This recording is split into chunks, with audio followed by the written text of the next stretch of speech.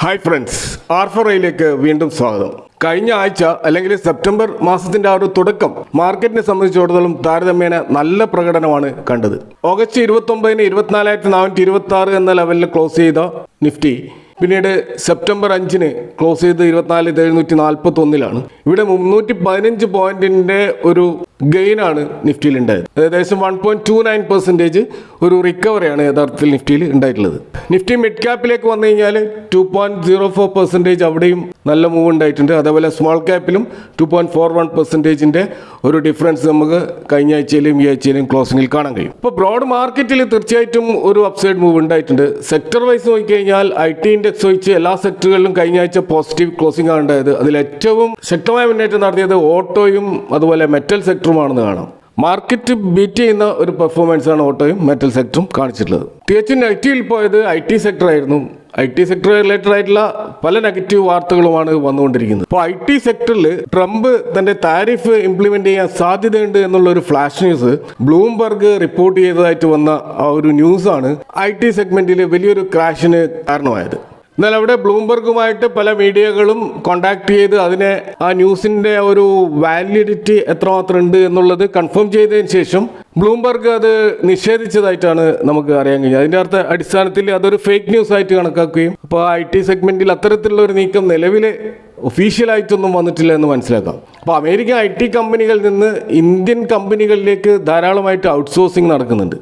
ഇപ്പോൾ നമുക്കറിയാം ഇന്ത്യയിലെ ലീഡിംഗ് ആയിട്ടുള്ള IT കമ്പനികളൊക്കെ അമേരിക്കയിലാണ് അവരുടെ സർവീസ് നടത്തുന്നത്. ഇപ്പോൾ US അവരുടെ ജോബ് മാർക്കറ്റ് ഇംപ്രൂവ് ചെയ്യാനും വേണ്ടിയിട്ടും അവിടെയുള്ള എക്കണോമിക് ഒരു റിക്കവറി ഉണ്ടാക്കാനൊക്കെ വേണ്ടിയിട്ട് ഇത്തരത്തിലുള്ള ഔട്ട്സോഴ്സിങ് നിർത്തലാക്കുന്നു എന്നുള്ള ന്യൂസും വന്നുകൊണ്ടിരിക്കുന്നുണ്ട്. പക്ഷെ അത്തരത്തിലൊരു തീരുമാനം വന്നു കഴിഞ്ഞാൽ ഇന്ത്യയിലെ ഔട്ട്സോഴ്സിങ് കമ്പനികൾക്ക് അത് വലിയ തിരിച്ചടിയാവാനുള്ള സാധ്യതയുമുണ്ട്. അപ്പോൾ അത് ഇന്ത്യയിലെ IT മേഖലയിൽ വൻതോതിലുള്ള തൊഴിൽ നഷ്ടം ഉണ്ടാക്കാനുള്ള സാധ്യതയുണ്ട്. ഇപ്പോൾ ഈ ഔട്ട്സോഴ്സിങ് നടത്തുന്നത് അമേരിക്കൻ ജീവനക്കാരുടെ അവരുടെ വേതന തൊഴിൽ അടിച്ചമർത്തലിന് കാരണമാകുന്നുണ്ടെന്ന് വൈറ്റ് ഹൗസിന്റെ ഉപദേഷ്ടാവായിട്ടുള്ള പീറ്റർ നവാറോ ഒരു നിരീക്ഷണം നടത്തിയിരുന്നു.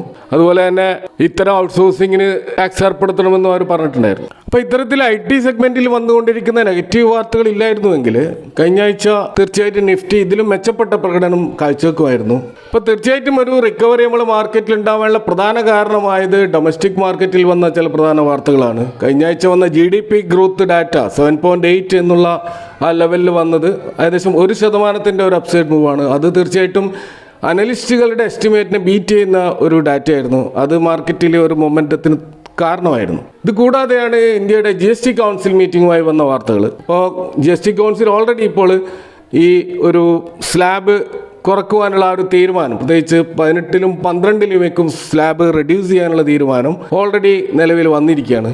കൂടാതെ സിൻ ഗുഡ്സിനും അതുപോലെ സൂപ്പർ ലക്ഷറി ഗുഡ്സിനും ഒക്കെ 40% ഒരു ടാക്സ് ഏർപ്പെടുത്തുവാനുള്ള ഒരു നീക്കവും ഈ ഒരു അടിസ്ഥാനത്തിലുള്ള ഇതിൻ്റെ ഒരു റേഷണലൈസേഷൻ അത് തീർച്ചയായിട്ടും മാർക്കറ്റിൽ വളരെയധികം പോസിറ്റീവ് നിറച്ചിട്ടുണ്ട്. അതിൻ്റെ അടിസ്ഥാനത്തിലുള്ള ഒരു റാലിയാണ് നമ്മൾ കഴിഞ്ഞ ആഴ്ച യഥാർത്ഥത്തിൽ കണ്ടത്. അപ്പോൾ അതിൻ്റെ അടിസ്ഥാനത്തിലുള്ള ഒരു മൂവാണ് കഴിഞ്ഞ ആഴ്ച മാർക്കറ്റിൽ ഉണ്ടായത്. അപ്പോൾ ഇത്തരത്തിലുള്ള ഒരു GST റിഫോംസ് കാരണം ഗവൺമെന്റിന് ഏകദേശം 48,000 കോടിയുടെ ഒരു നഷ്ടം ഉണ്ടാകുന്നുണ്ട്. അപ്പോൾ ഈ GST കൗൺസിൽ മീറ്റിങ്ങിൽ വിവിധ സ്റ്റേറ്റുകളിൽ, പ്രത്യേകിച്ച് ഓപ്പോസിഷൻസ് ഭരിക്കുന്ന സ്റ്റേറ്റുകളിലുള്ള പല സ്റ്റേറ്റുകളും ഇതിനെ എതിർത്തിരുന്നു. ഇപ്പോൾ ബംഗാൾ, പഞ്ചാബ്, കേരള, കർണാടക പോലെയുള്ള സംസ്ഥാനങ്ങൾ ഇതിനെ ശക്തമായി എതിർത്തിരുന്നു. അവർ പറയുന്നത് അവർക്ക് വലിയ തോതിലുള്ള റവന്യൂ ലോസ് ഉണ്ടാകും എന്നുള്ളതാണ്. അപ്പോൾ അവസാനം ഒരു വോട്ടിങ്ങിലൂടെ ഒരു തീരുമാനമെടുക്കുന്ന ഒരു ഘട്ടം എത്തിയപ്പോഴാണ് ഓപ്പോസിഷൻ സ്റ്റേറ്റ്സ് ഇതിനോട് അഗ്രി ചെയ്തത്. അപ്പോൾ അവിടെ അവർ റിക്വസ്റ്റ് ചെയ്തിട്ടുള്ളത് ഇത്തരത്തിലുണ്ടാകുന്ന റവന്യൂ ലോസ് കേന്ദ്ര ഗവൺമെൻറ് അവർക്ക് അനുവദിച്ച് നൽകണം എന്നുള്ളതാണ്. ഏതായാലും ഫൈനലായിട്ട് ഈ തീരുമാനം നിലവിൽ വന്നിരിക്കുകയാണ്. അപ്പോൾ ജനങ്ങൾക്ക് ഇതിൻ്റെ ബെനിഫിറ്റ് തീർച്ചയായിട്ടും ഉണ്ടാവും. കാരണം കൺസംഷൻ കൂടും. അപ്പോൾ കൺസംഷൻ കൂടുമ്പോൾ അത് തീർച്ചയായിട്ടും ഈ ട്രംപ് താരിഫ് ഉണ്ടാക്കിയിട്ടുള്ള ആ ഒരു ഡാമേജ് അത് ഒരു പരിധി വരെ പരിഹരിക്കാൻ ഇതുവഴി സഹായിക്കും. ഈ GST ഇംപ്ലിമെന്റ് ചെയ്ത് കഴിഞ്ഞാൽ ഈ പല ലീഡിങ് കമ്പനികളും അവരുടെ നിലവിലുള്ള പ്രൊഡക്റ്റിൻ്റെ പ്രൈസ് അവർ കുറയ്ക്കേണ്ടതുണ്ട്. അപ്പോൾ അതിന് കൃത്യമായിട്ട് കമ്പനികളുമായിട്ടുള്ള ചർച്ചകൾ ഫൈനാൻസ് മിനിസ്റ്റർ നടത്തുമെന്നും ഈ GST കൗൺസിൽ പറയുന്നുണ്ട്. അപ്പോൾ തീർച്ചയായിട്ടും വില കുറയാനുള്ള സാധ്യതകൾ നമ്മൾ സെപ്റ്റംബർ 20ന് ശേഷം നമുക്ക് കാണാൻ കഴിയുക. ഇത് കൂടാതെ ഇന്ത്യയുടെ മാനുഫാക്ചറിംഗ് PMI ഡാറ്റ വന്നിരുന്നു. അത് 59.3 എന്നുള്ള ഒരു ഡാറ്റയാണ് ഓഗസ്റ്റിലുണ്ടായത്. അപ്പോൾ ഇത് വലിയ തോതിലുള്ള ഒരു ഫാസ്റ്റസ്റ്റ് ആയിട്ടുള്ള ഒരു എക്സ്പാൻഷനാണ്. കഴിഞ്ഞ 17 വർഷത്തെ ഏറ്റവും ഉയർന്ന ഒരു ഡാറ്റയാണ് 59.3 എന്ന് പറയുന്നത്. അപ്പോൾ കമ്പനികളുടെ വർദ്ധിച്ച ഇൻപുട്ട് ബൈങ്ങും ഇൻവെൻട്രീസും അതുപോലെ തന്നെ മോഡറേറ്റ് ആയിട്ടുള്ള ഒരു പ്രൈസ് പ്രഷറൊക്കെ കാരണം കമ്പനികളെ സംബന്ധിച്ചിടത്തോളം അവർ ഈ അമേരിക്കൻ താരിഫുമായി ബന്ധപ്പെട്ട പ്രശ്നങ്ങളെ അതിജീവിക്കാൻ കഴിയുന്നുള്ളൊരു ആത്മവിശ്വാസം ഉണ്ടാക്കിയിട്ടുണ്ട്. അതിൻ്റെ അടിസ്ഥാനത്തിലുള്ള ഒരു നല്ലൊരു പർച്ചേസ് മാനേജേഴ്സ് ഇൻഡെക്സ് ഡാറ്റയാണ് നമുക്ക് കാണാൻ കഴിയുന്നത്. ഇനി ഗ്ലോബൽ ക്യൂസ് നമ്മൾ നോക്കിക്കഴിഞ്ഞാൽ അമേരിക്കൻ അപ്പീൽ കോർട്ട് അവർ ഈ ട്രംപിന്റെ ഈ താരിഫ് മൂവുമായി ബന്ധപ്പെട്ട് അദ്ദേഹം നടത്തിക്കൊണ്ടിരിക്കുന്ന അധികാര ദുർവിനിയോഗം അതിനെതിരെ വിധി വന്നിരുന്നു. ഇതിനു മുമ്പ് ട്രേഡ് കോർട്ടും ഇതിനെതിരെ വിധി പ്രസ്താവിച്ചിരുന്നു. ഇനി ട്രംപിന്റെ മുമ്പിൽ ഒരേ ഒരു സൊല്യൂഷൻ ഉള്ളത് സുപ്രീം കോർട്ടിൽ പോയിക്കൊണ്ട് ഇതിന് അനുകൂലമായിട്ടുള്ള വിധി സമ്പാദിക്കുക എന്നുള്ളതാണ്. അപ്പോൾ അവിടെ ഏതെങ്കിലും വിധത്തിൽ ഒരു തിരിച്ചടി ഉണ്ടാവുകയാണെങ്കിൽ അത് US മാർക്കറ്റിനെ വലിയ അനിശ്ചിതത്വത്തിലേക്ക് തള്ളിവിടും. കൂടാതെ US ഒടുവിൽ വന്നിട്ടുള്ള ജോബ് റിപ്പോർട്ട് ഡാറ്റ അത് തികച്ചും നെഗറ്റീവ് ആണെന്ന് കാണാം. ഇപ്പോൾ ലേറ്റസ്റ്റ് ആയിട്ടുള്ള ബ്യൂറോ ഓഫ് ലേബർ സ്റ്റാറ്റിക്സിന്റെ ആ ഒരു ഡാറ്റ പ്രകാരം 22,000 ജോലികൾ മാത്രമാണ് പുതുതായിട്ട് ആഡ് ചെയ്യപ്പെട്ടത്. ഏകദേശം 76,500 പുതിയ ജോലികൾ പ്രതീക്ഷിച്ചെടുത്താണ് ഇത്തരത്തിലുള്ള ഒരു ഡിക്ലൈൻ ഉണ്ടായിട്ടുള്ളത്. ഏകദേശം 13,000 പൊസിഷൻസ് ആണ് കഴിഞ്ഞ മാസം കട്ട് ചെയ്യപ്പെട്ടുള്ളത് എന്നാണ് ആ ഡാറ്റയിൽ പറയുന്നത്.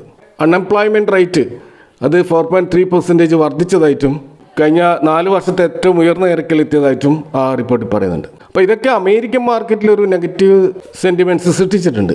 ലാസ്റ്റ് ട്രേഡിംഗ് ഡേ ഡൗ ജോൺസ് ആയാലും നാസ്ഡാക്ക് ആയാലും S&P 500 ആയാലും എല്ലാം ക്ലോസ് ചെയ്തത് നെഗറ്റീവിലായിരുന്നു.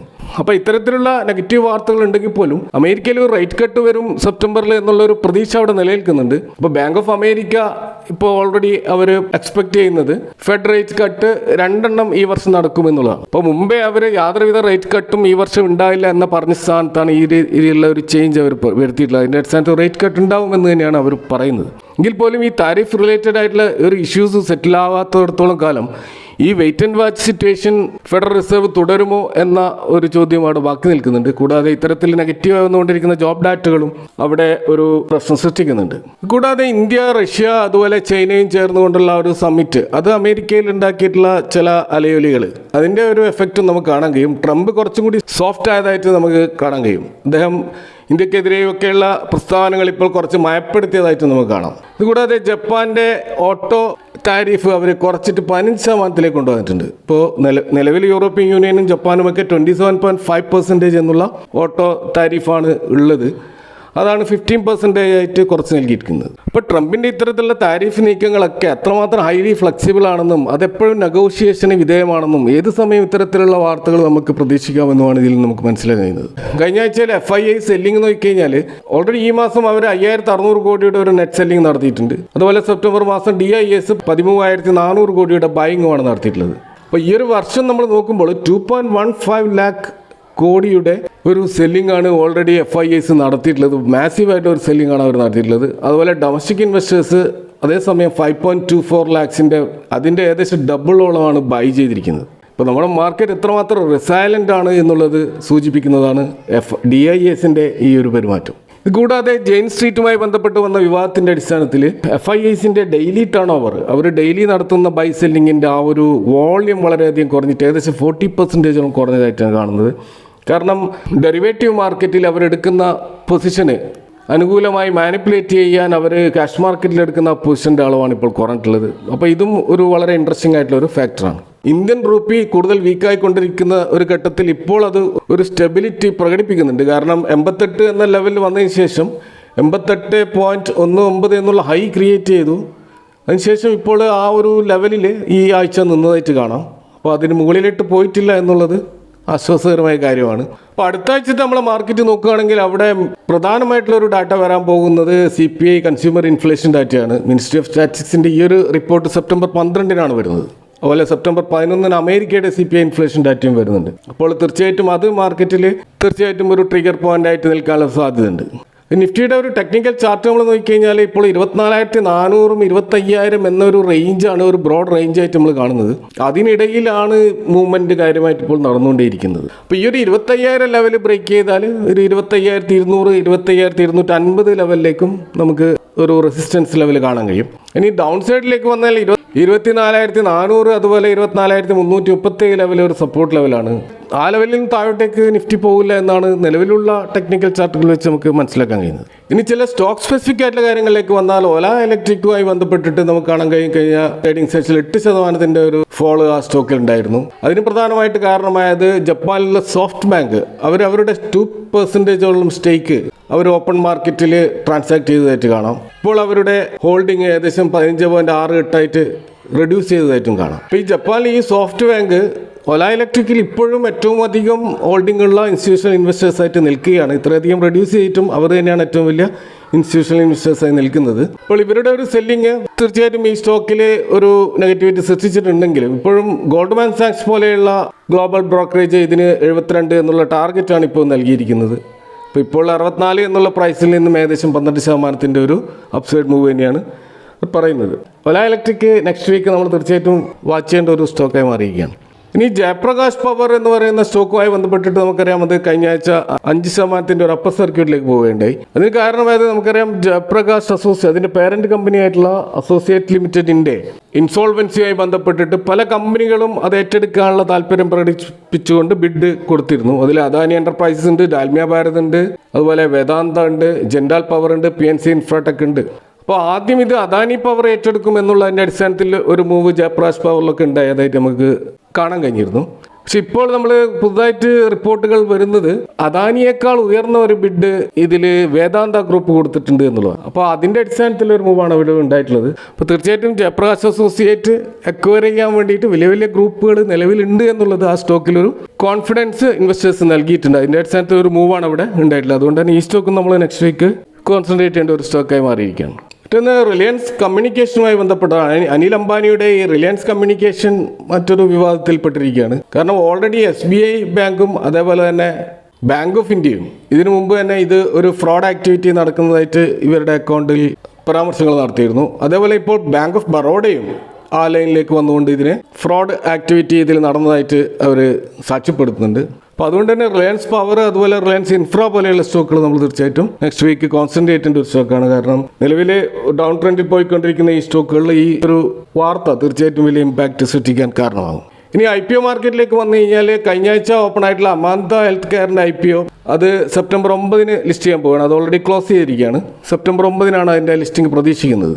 അപ്പോൾ ഗ്രേ മാർക്കറ്റ് പ്രീമിയം നോക്കിക്കഴിഞ്ഞാൽ ഏകദേശം 7% ഒരു ലിസ്റ്റിംഗ് ഗെയിൻ സാധ്യതയാണ് അമാന്ത ഹെൽത്ത് കെയറിൽ നമ്മൾ കാണുന്നത്. ഇതുകൂടാതെ 3 പുതിയ IPOകളും കൂടി വരുന്നതായിട്ട് കാണാം. സെപ്റ്റംബർ 10 മുതൽ 12 വരെയാണ് അതിൻ്റെ ഒരു ടൈം.